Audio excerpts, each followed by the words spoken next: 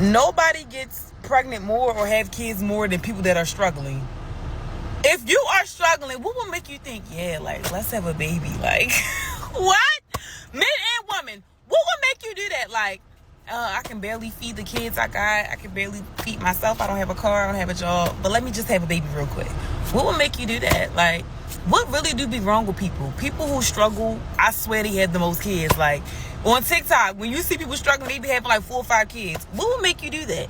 Why raise a child in a struggling environment when you can't give them no type of life, no type of good life? Like, why do y'all do that? I really don't get it. Like, they'll be like, yeah, I'm homeless, I'm pregnant.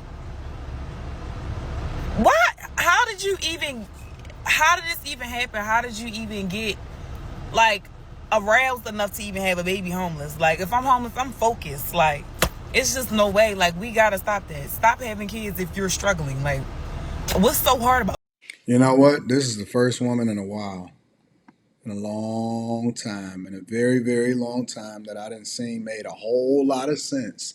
And usually you see somebody that talks some nonsense, some ignorance, and all of that stuff.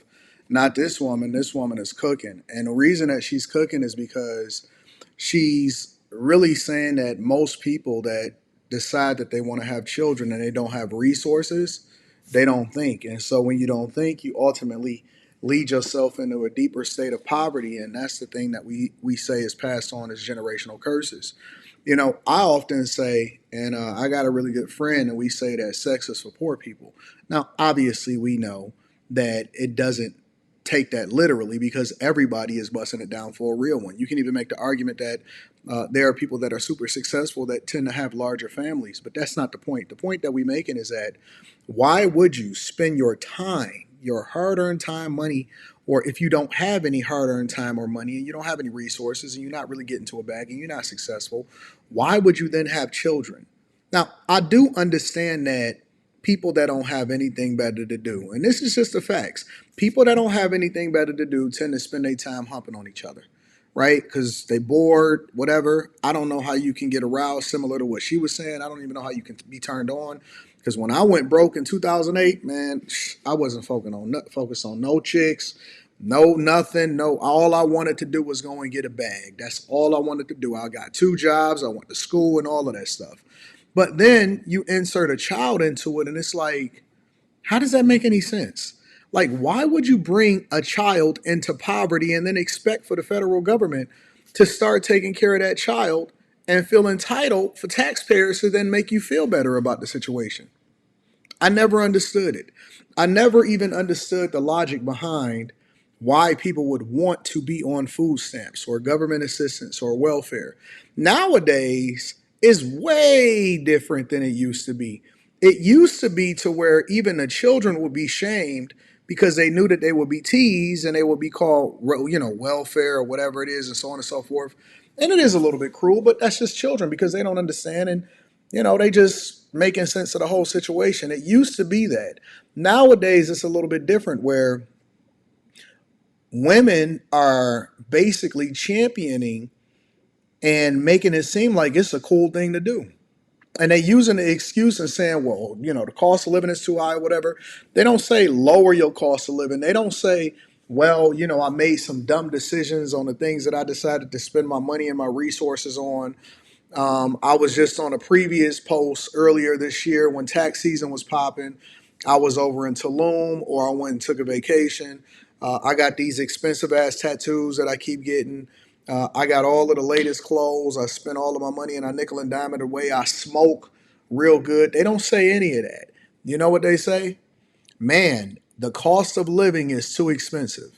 They don't say, let me move into a different area. They don't also include the fact that they own Section 8 and they only pay a portion of their rent.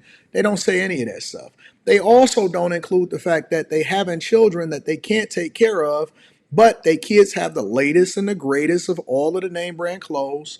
Man, that is regular. That's one thing that never changed. Whereas people used to be ashamed of being on government assistance, even though they were still lifetime welfare recipients, a lot of them. Nowadays, they're not ashamed. They're willing to use it, and they sell their food stamps at 50 cents on a dollar. But here's the other side of it.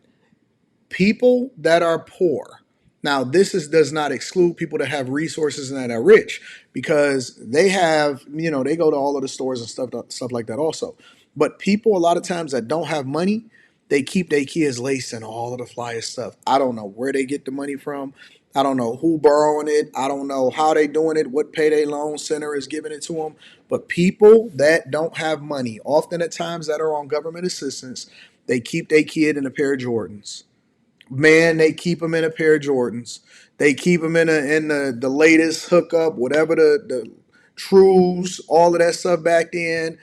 They always stayed fresh, and I don't know how they did it, but I would suspect is because, first of all, a lot of times they was getting paid under the table. A lot of times I would see people, even when I would open up businesses. I remember when I had opened up a restaurant closer to the hood. Um, the people would ask me, and I would never actually do it. You know what I'm saying? I got to hire people on the up and up. But the people a lot of times would ask me, could they get paid under the table? And I'm like, why would I pay you under the table? And I can't even write that off as a business expense because you taking money and resources. So I got to basically pay your taxes so that you can get paid, and then you can still keep your government assistance. And they would tell you, they wouldn't even lie about it. Can I get paid under the table? I don't want my stuff to be reported. It's going to mess up my government assistance. It's going to mess up my welfare. It's going to mess up my food stamps.